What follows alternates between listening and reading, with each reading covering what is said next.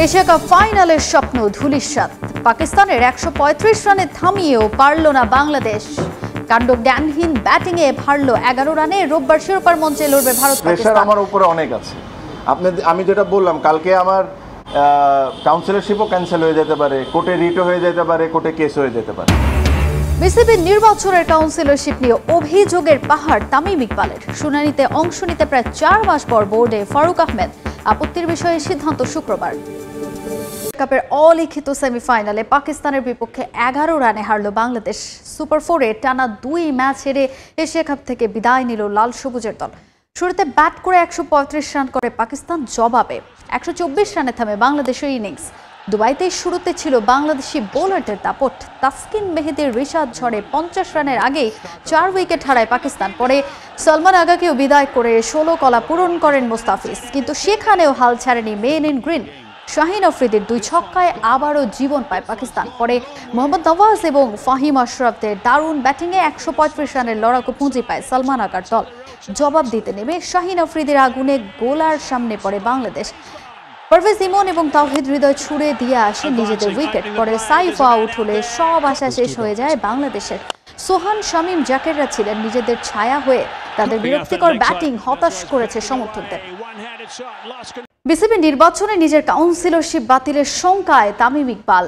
একটি পক্ষকে দুর্বল করতে নির্বাচন প্রভাবিত করে ১৫টি ক্লাবকে খসড়া ভোটার তালিকা থেকে বাদ দেওয়া হয়েছে বলে অভিযোগ তুলেছেন তিনি। তার কাউন্সিলরশিপের আপত্তির শুনানিতে অংশ নিয়ে মন্তব্য করেন তামিম। শুনানিতে অংশ নেন সাবেক বিসিবি সভাপতি ফারুক আহমেদও।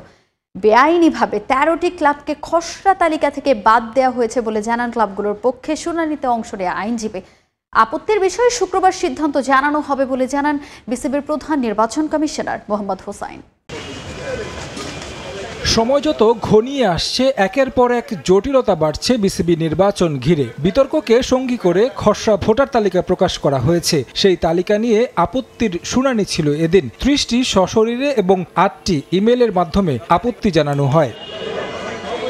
সকাল ১০টা থেকে ৫টা পর্যন্ত ছিল শুনানির সময়। সকাল থেকে একে একে আসতে থাকেন কাউন্সিলররা। সাবেক পরিচালক লোকমান হোসেন ভূঁইয়া, ইফতেখার মিঠু, মাসুদুজ্জামানরা অংশ নেন নির্বাচন কমিশনের শুনানিতে। ভোটের প্রক্রিয়া নিয়ে অসন্তোষ জানান তারা। নির্বাচনী প্রক্রিয়া নিয়ে সন্তুষ্ট না, কারণ যেইভাবে প্রক্রিয়াটা হওয়ার কথা, যেভাবে নির্বাচনটা উৎসবমুখর হওয়ার কথা, সেইভাবে নির্বাচনটা হচ্ছে না।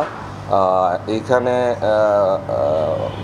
ভোটকে কন্ট্রোল করার চেষ্টা বিভিন্নভাবে হচ্ছে।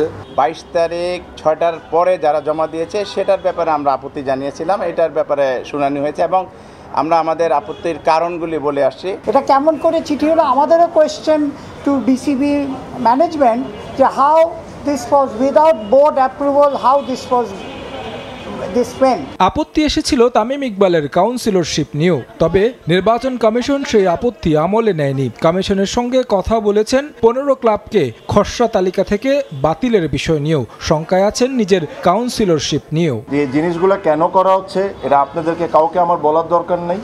সিম্পল একটা কথা, এই জিনিসটাকে ইলেকশনকে একটা সাইডকে উইক করার জন্য করা হচ্ছে, এটা সবাই জানে। হ্যাঁ, আমার কথা হলো যে আমাদের এত খারাপ সময় এসে গেল যে জিতার জন্য বা নিজের ইচ্ছা পূরণ করার জন্য আপনারা ৩০০টা ক্রিকেটারের লাইফের সাথে আপনারা খেলা শুরু করলেন। ক্রিকেট বোর্ডের ইতিহাসে কোনো দিন এত নোংরামি আমরা কোনো সময় দেখিনি যে আমার অফিসিয়ালি রিটায়ারমেন্ট ঘোষণা করতে হবে। আমিনুল ইসলাম বুলবুল ভাই আমাদের প্রেসিডেন্ট, উনিও অফিসিয়ালি কোনো জায়গায় রিটায়ারমেন্ট ঘোষণা করেন নাই। If you want to catch me in that way, then they also get count. ১৫টি ক্লাবের পক্ষে শুনানিতে অংশ নেন আইনজীবীরা, যেখানে নিয়মের ব্যত্যয় হয়েছে বলে দাবি তাদের। নির্বাচন কমিশন কাউন্সিলরশিপ ফিরিয়ে না দিলে উচ্চ আদালতে যাওয়ার পরিকল্পনা ১৩ ক্লাবের। অবশ্য প্রথমবার গণমাধ্যমের মুখোমুখি হয়ে প্রধান নির্বাচন কমিশনার জানিয়েছেন সব দিক বিবেচনায় রেখেই প্রকাশ করা হবে চূড়ান্ত তালিকা। ১৫টা ক্লাব সম্পর্কে যে অভিযোগ, সেই অভিযোগের উপরে আজকে লয়াররা শুনানি করেছেন, ক্লাবের মালিকরা, কাউন্সিলররা সবাই শুনানি করেছেন। আমরা সবার শুনানি নোট নিয়েছি, সেইটাই বেশি ইম্পর্টেন্ট।